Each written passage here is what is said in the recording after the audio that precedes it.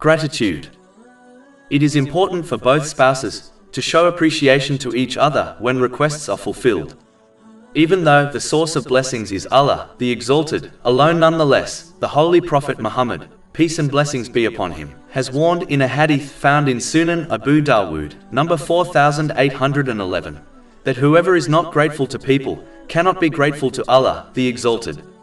This is because even though the source of the blessing is Allah, the Exalted, alone, yet He has chosen a person as a medium to deliver the blessing.